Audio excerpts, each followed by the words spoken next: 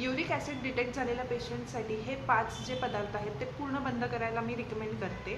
सगळ्यात पहिलं जे आहे ते आहे कोल्ड्रिंक्स. कुठल्याही प्रकारचं कोल्ड्रिंक पूर्ण वापरत असाल, पीत असाल तर बंद करून टाका. त्यानंतर नंबर 2 आहे प्रोसेस्ड फूड. तळलेले पदार्थ, पॅकेटमध्ये येणारे सगळे पदार्थ, चिप्स वगैरे या गोष्टी पूर्णतः बंद करा. त्याचा कुठल्याच अवयवावर चांगला परिणाम होत नाही आणि युरिक ॲसिड त्यांनी ट्रिगर होण्याचे चान्सेस खूप जास्त असतात.